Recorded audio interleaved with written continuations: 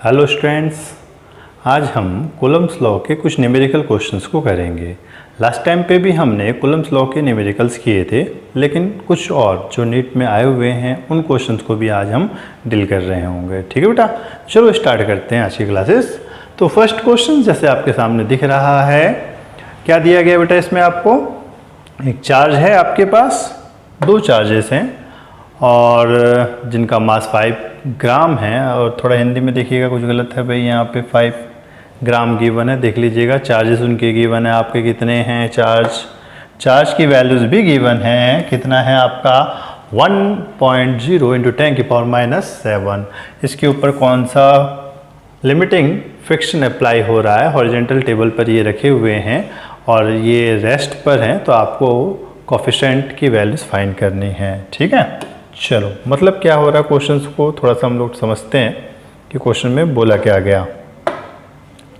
ध्यान दें, सपोज आपके पास एक टेबल है, ठीक, और उस पर दो चार्ज रखे हुए हैं, दोनों का मैग्नीट्यूड सेम है।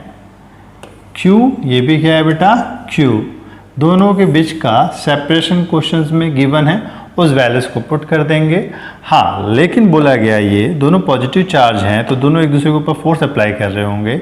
ये इसके ऊपर फोर्स लगाएगा इस डायरेक्शन में और ये भाई साहब इसके ऊपर फोर्स लगाएंगे इस डायरेक्शन में।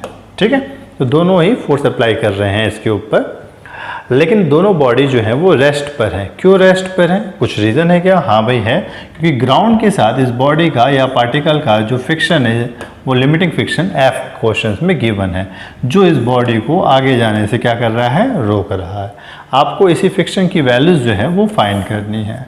ठीक है, लिमिटिंग फिक्शन जो है उसको फाइंड करना है। चलिए ठीक है, सबसे पहले हम जानते हैं कि इसके ऊपर जो फोर्स लग रहा है, इलेक्ट्रोस्टैटिक्स फोर्स, क्या होगा बेटा? KQ² लिमिटिंग फिक्शन जो होगा F इक्वल टू क्या होता है? N × mu. अब म्यू की वैल्यूज निकालें, तो म्यू की वैल्यूज निकालने के लिए जैसे हमको मालूम है कि इस बॉडी के ऊपर कांटेक्ट फोर्स होगा N ऊपर नॉर्मल और mg डाउनवर्ड होगा। तो नॉर्मल की जो वैल्यूज है वो कितनी हो गई है भाई? आपका mg के इक्वल होगा। तो अब हम इसको क्या लिख सकते हैं? mg mu. ये इक्वेशन नंबर 2 और ये इक्वेशन नंबर 1, दोनों को इक्वेट कर दिया जाएगा।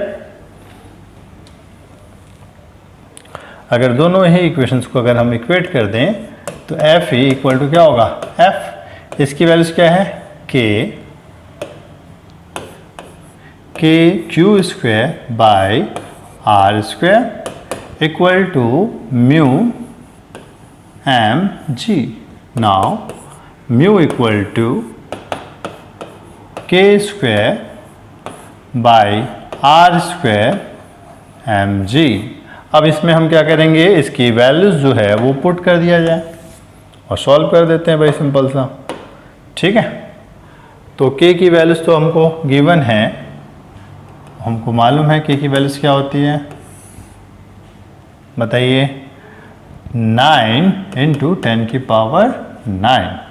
Q की वैल्यूज कितना है? 1.0 × 10⁻⁷ का स्क्वायर, तो 2 टाइम्स लिख लेते हैं इसको, 10⁻⁷।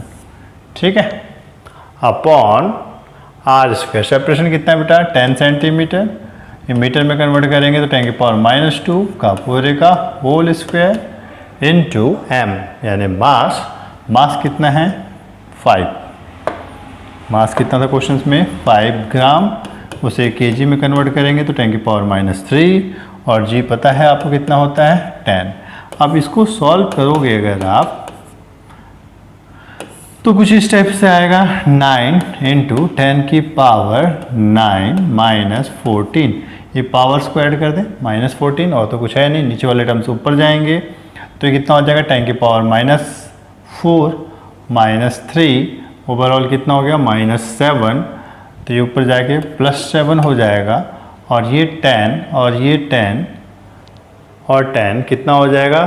+3, ऊपर चले जाएंगे तो ये -3 हो जाएगा। यहाँ कितना आएगा आपका? 5। तो म्यू इक्वल टू कितना हो गया बेटा? देखो इसको, ये 16 और ये 17, यानी 9 × 10⁻⁻⁴। ये अगर हम इसको अच्छे से लिखें तो ये कुछ ऐसा हो जाएगा और इसको डिवाइड करेंगे 0.18 की वैल्यूज आ जाएगी। तो म्यू इक्वल टू कितना आया 0.18। इसकी कोई यूनिट नहीं होती, ध्यान रखिएगा, ये यूनिट लेस है। नेक्स्ट क्वेश्चन देखते हैं हम लोग। इसमें क्या बोल रहे हैं, दो चार्ज समान आवेश वाले हैं, यानी दो आइडियल चार्ज हैं और उनका मैग्नीट्यूड सेम है और उनके बीच में एक थर्ड चार्ज को रखना है जिसके कारण वो इक्विलिब्रियम पोजीशन पे आ जाए। ठीक है भाई, इक्विलिब्रियम पोजीशन पे लाने के लिए कुछ कंडीशन, इसको समझने के लिए एक कॉन्सेप्ट पहले अगर हम समझ लें तो ज़्यादा अच्छा रहेगा आपके लिए।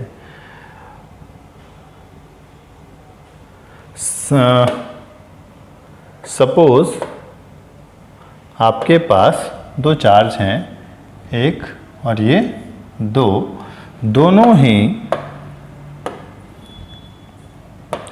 एक दूसरे से r डिस्टेंस पर हैं। दोनों क्या हैं, एक दूसरे से स्मॉल r डिस्टेंस पे हैं।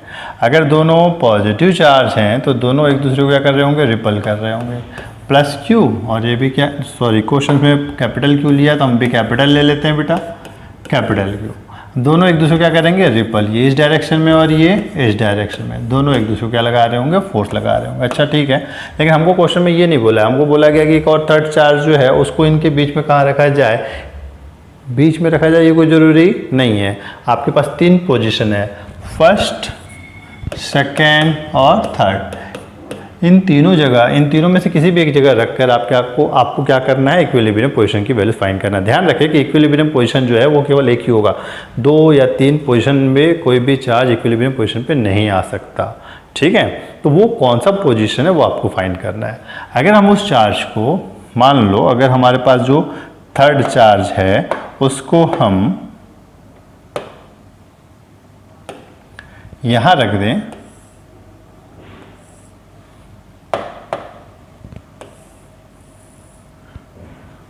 यहाँ रख दें, और उसके अकॉर्डिंग अगर देखा जाए तो ये पॉजिटिव चार्ज इसके ऊपर क्या कर रहा होगा बेटा, अगर ये प्लस चार्ज है तो इसके ऊपर प्लस इधर लगेगा, फोर्स अप्लाई करेगा, ये भी पॉजिटिव है तो वो भी इसको रिपल करेगा। तो क्या ये दोनों फोर्स का डायरेक्शन सेम है, तो क्या वो इक्विलिब्रियम में आएगा, जी नहीं।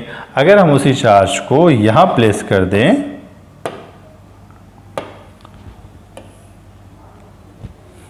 तो भी अगर हम इसको देखें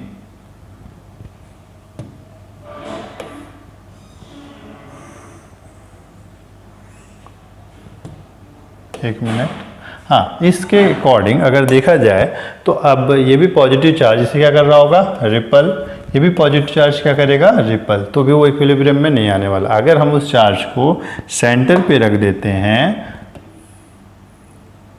तो उस कंडीशंस में हमको दिखाई देगा कि ये क्या कर रहा होगा, इसे पॉजिटिव है तो रिपल, ये क्या करेगा, इसको इस डायरेक्शन में रिपल, यानी दोनों ही डायरेक्शन में फोर्स लग रहा है। तो यानी ये एक पोजीशन है जहाँ पे वो इक्विलिब्रियम पोजीशन पे हो सकता है, क्योंकि दोनों फोर्स अपोजिट लग रहे हैं, बस मैग्नीट्यूड क्या होना चाहिए, इक्वल होना चाहिए, तो उस कंडीशन में हो जाएगा। ठीक है बेटा, लेकिन ऐसा कब तक करते रहोगे, उसके लिए हम एक कॉन्सेप्ट बता रहे हैं, सबसे अच्छा आप उसे याद कर लीजिए, सिंपल सा।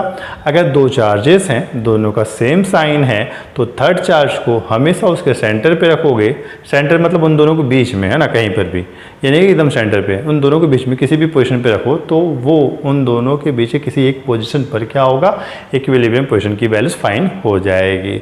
लेकिन अगर एक पॉजिटिव चार्ज हो और एक क्या हो, नेगेटिव चार्ज, तो उस कंडीशंस में आपको इक्विलिब्रियम पोजीशन जो है वो हमेशा दोनों चार्ज के बीच में नहीं, उसके आउटसाइड मिलेगा, लेफ्ट होगा या फिर वो राइट होगा। किसके पास होगा, लेफ्ट या राइट, तो वो दोनों चार्जों के मैग्नीट्यूड के ऊपर डिपेंड करता है बेटा। दोनों चार्जेस के मैग्नीट्यूड के ऊपर कैसे डिपेंड करता है, सिंपल सा, जो चार्ज का मैग्नीट्यूड कम होगा उसके पास थर्ड चार्ज को जब हम रखेंगे तो वह इक्विलिब्रियम पोजीशन में आ जाएगा। ठीक है, चलिए, तो इसी कॉन्सेप्ट को ध्यान में रखते हुए इस क्वेश्चन को अगर हम सॉल्व करें तो होगा क्या चीज़ इसमें, जरा देखा जाए तो हमारे पास दो चार्जेस थे बेटा, एक और ये दो। अब दोनों ही एक दूसरे से कुछ डिस्टेंस पे रखे हुए हैं। हाँ, एज्यूम कर लेते हैं, जैसे क्वेश्चंस का डिमांड था कि हम दोनों चार्जेस को कहाँ पे रखा गया है, कितने सेपरेशन में रखे हैं, देख लो क्वेश्चन में दिया होगा। क्यू चार्जेस है। थर्ड चार्ज क्या है आपका क्यू, जिसे आपको रखना है कहाँ पे,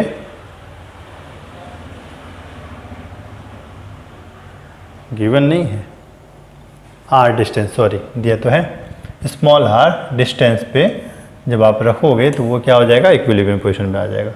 तो हम दोनों चार्जों के बीच का सेपरेशन क्या ले लेते हैं, स्मॉल आर।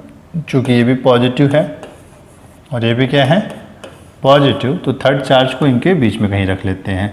यहाँ से यहाँ तक का जो सेपरेशन होगा उसे हम चेंज कर लें, कुछ एज्यूम कर लेते हैं। यहाँ से यहाँ तक का सेपरेशन क्या मान लेते हैं, x।